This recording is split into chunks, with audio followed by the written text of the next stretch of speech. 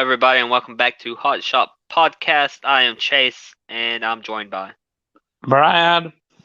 and today is the video everybody's been waiting for. Everybody's been just anticipating. WWE Summerslam review. Possibly the greatest pay-per-view of the last 5 years. So let's get right into this. Let's get right into it, Brad. RK Bro, Randy Orton, and Riddle. They defeated AJ Styles and Omos, and it only took them 7 minutes and 5 seconds to do it. Because they took out Omos somehow or another, and then they RKO'd AJ Styles and took the titles from him. I'm glad you know that, because I was looking at my phone when the bell rang, and then all of a sudden the bell rang again. So I was like, okay. They won the belts. 2.25, fantastic match. Yeah. Next we got oh boy, Alexa Bliss defeated possibly the one wrestler who's worse than her, Eva Marie.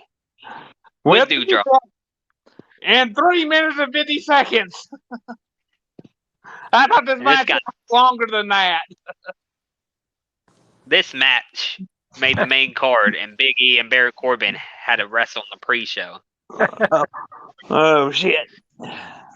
Poor Big E and Baron Corbin. They're less valuable than Alexa Bliss and Eva Marie. And Alexa Bliss Eva Marie ended up attacking Lily, grabbing Lily, slapping her, and then slapping Alexa Bliss with Lily, and then Alexa Bliss loaded up Eva Marie, and that was the end of the match. Braun's like, who the heck is Lily? The stupid guy that they need to get rid of and go. Alexa Bliss needs to go back to the goddess because, No, they fired Bray Wyatt. Alexa Bliss is the Fiend now. That's how it works. She's not the Fiend. She's just, We gave this 75 stars. Oops, I mean 0.075 stars. Next, we got Damian Priest defeated Sheamus in 2 minutes and 25 seconds. No. With a cross. Did he not win with a crossroads, or am I going crazy? Yeah, and it was a 13-minute and 50-second match, and we gave it a 2.25. Was not a very good match. No. Although this might be one of the better matches on the show. So that shows you how bad this show was. My gosh, this match was boring. So, next we got the Usos defeated Rey Mysterio and Dominic Mysterio. 10 minutes, 50 seconds, 1.75. I don't know what happened in this match. It lasted 10 minutes. I thought it lasted. They did multiple splashes and super kicks, and they super kicked and splashed Rey and won. I remember the end of the match. That's about all I remember. They kept beating up on one of them, and I can't remember because, again, I'm not a big fan of the Usos right now. I don't know how this match lasted almost 11 minutes. It didn't feel like it. So, anyways, the Usos win there. We gave it 1.75. Next, we got... Okay, before we talk about this, Shinsuke Nakamura came out to the ring, and then they cut away, and he's not in the ring anymore. Why did he come out in the ring in the first place? That's so Pat McAfee could dance to his ring entrance. That's all it was. That was a waste of time. Speaking of waste of time, if you were short on time, you have Becky Lynch come out, which could be a great return. Everybody goes crazy. Yay, Becky Lynch. Bianca in 26 seconds. And then you just make Bianca Belair look like a total loser because Becky Lynch hits her with a rock bottom for some reason. And then beats her. Okay. And then people were just like, they didn't even cheer when she won. They were just like dumbfounded. They're like, okay. So only WWE can have a big return like this and mess it up instantly, like right after. I mean, it takes talent to do that. Like, how do you mess it up? 5 stars. Yeah. Because it was 2 days short. Why can't they just have a match?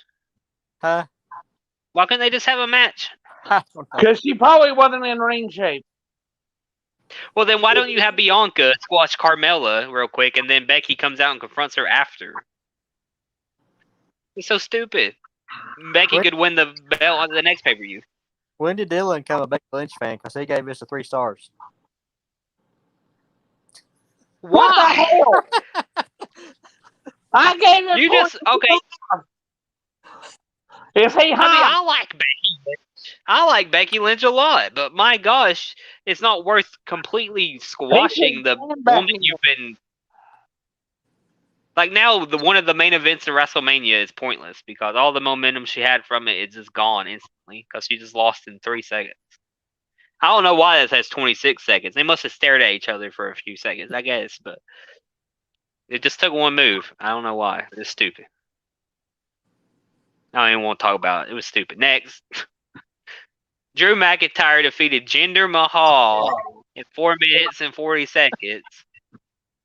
And yes, this is SummerSlam, not main event. 1.25 stars. Yeah. Oh, how Drew McIntyre has fallen so quickly. He's wrestling Jinder Mahal in a 4-minute match at SummerSlam. They didn't even mention 3MB, so I don't know why this was even a match. You're not even going to mention 3MB, so pointless. The reason this was a match was because Jinder cost Drew McIntyre his Money in the Bank ladder match. That's why this match happened. I get that, but why did Jinder cost him? I thought it was going to be like I'm jealous. I was the one from 3MB that won the world title first. He was jealous of him, and they had a big feud before WrestleMania, before Money in the Bank. You just didn't watch Raw. They should have had Heath Slater as a special guest referee for this match. Heath Slater's not on the roster. If they called Impact and were like, hey, can we use Heath Slater for the special guest referee, Impact would have been absent. I don't think he works for Impact anymore at this point because he still hasn't been on TV since he got injured. I don't know. Where you at, Heath Slater? Where you at? All right, next we got Charlotte Flair defeated Nikki Ash and Rhea Ripley. Oh my gosh, a match that got above average. 3 stars, 13 minutes and 4 seconds. This probably was the best match, like in ring wise, but yet Charlotte wins for some reason, so she can be 14. To me, the best match we haven't got to yet. I thought this might have been the best in ring wise. The result I don't agree with. The result was not the right result, but Charlotte has to win. I don't know why. It's basically another wasted Money in the Bank. Yeah. Nikki Ash had it for a month. Whoop-de-doo. I mean, no, honestly, Nikki Ash might she's not even going to wrestle Charlotte. Apparently, Alexa Bliss is wrestling Charlotte now. So, Nikki Ash, sorry about your short-lived push. All right, then. Next, we got Charlotte and Becky at SummerSlam for the 1000th time. Not Survivor Series. Yeah, champion versus champion, yeah. Next, we got Edge defeated Seth Rollins in a 21. What did I tell you, WWE? Stop making Edge have 20-minute matches. This got a 3.5 because Dylan absolutely loved this match, even though it was horribly boring for the first 20 or the first 18 minutes. That was the entrance. The entrance was stupid because Edge came out as Brood for 2 seconds, and then he was like, never mind, I'm Edge again. Da-da-da. No, Edge, you have to come out with blood, drink the blood, spit the blood out. You didn't do any of that. So that's a wasted moment. They should have done it all the way, Brad. Why did they switch the entrance halfway? I can't complain. The match, the last 5 minutes of this match were actually pretty good. Like they were doing exchanges pretty nicely. But that brings my question. What was the point of the first 17 minutes? I mean, it was just boring, slow action.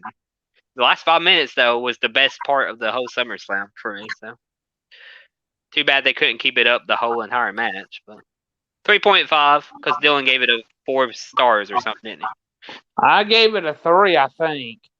3's fair. I think I gave it a 3. I think like a 4, 4.25 something. I might have gave it a 3.25. It was good. It was all right, but it didn't need to be as long as it was. Next, we got oh boy, listen here. Bobby Lashley defeated I gave this one too many stars when I looked at it. I should have given it less. I gave it 2 when I looked back at it, and I shouldn't have given it that. I should have given it 0.25. Hey, Goldberg started out this match with hitting. He had like a body slam. He was hitting moves that not called the spear and jackhammer. I was like, wait, what is this? Goldberg's hitting different wrestling moves. But then that didn't last very long. And then he broke his knee or something, and they called the match off. So. Okay. And he wasn't really injured. It's a storyline injury because he kept hitting his knee. So sorry. The ending of this match was fucking stupid. And then Bobby Lashley beat up Goldberg's 15-year-old son. So yay, they're gonna have a rematch. That's awesome. I'm just so thrilled about Saudi Arabia, probably. And Goldberg will probably win at Saudi Arabia. So okay then. Next we got Roman Reigns defeated John Cena in a 24-minute match that should have went 24 minutes. It should have been 10, if that. This match was way too long. 2.75. This was the John Cena hits an LFU, Roman Reigns kicks out match. I think he hit about 15 of them. I'm not sure. But no, he only hit one FU. Roman Reigns got too much offense on him. The match lasted too damn long. No, John Cena hit an LFU. Then he took him outside, hit an LFU through the table. Then he took him to the top rope and hit an LFU. And Roman Reigns still kicked out all that. It's 3 LFUs. Yeah, 3 FUs. Okay. Still. One through a table, one from the top rope, and Roman Reigns was like, whatever. But the match shouldn't have been 24 minutes long. They slow played the match way too much. Somewhere along the line, I guess starting with Cesaro, the Cesaro match with Roman Reigns, they've changed Roman Reigns from this guy that needed the Usos to win to a guy that just is dominant now. The Usos don't get involved anymore. He's just better than everybody. He beat John Cena clean, which surprised me. He beat Edge pretty cool. I know Seth Rollins got involved, but it's better than the Usos coming out 9,000 times. Then he beat Cesaro clean. So he's been winning clean lately. And I guess it's because after this match, Brock Lesnar came out looking like a cyborg. I don't know what the crap Brock Lesnar's been eating, but he looked like, I don't know. He looks like more jacked than some of the 80s wrestlers look. My gosh. And this match will happen in Saudi Arabia. Yay! Which Roman Reigns will probably win. Roman Reigns is going to... They're just feeding him. They just want him to beat big names. But the problem is... Brock Lesnar is the only person he hasn't beat. Yeah. No, they're going to actually feed Brock Lesnar to him. Finally. I'm starting to think Roman Reigns will be like a 4-year champion. I hope not. And we gave this pay-per-view a 1.75 because it fucking sucked. Is that our lowest rating pay-per-view since we've been doing this? Probably.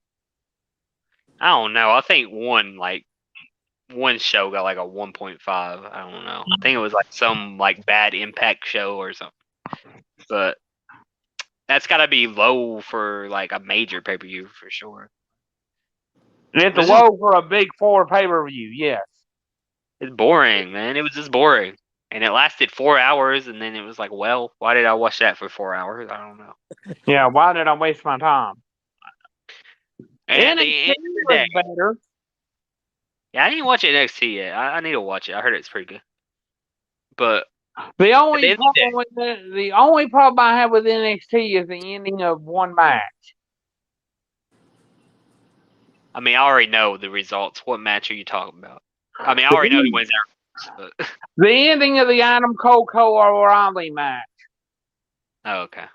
Adam Cole had Kyle O'Reilly handcuffed to the ropes. Instead of leaving the cage and escaping to win, he super kicks him once, goes to super kick again, and Kyle O'Reilly catches him with one arm in the heel hook and makes him tap out in 10 seconds.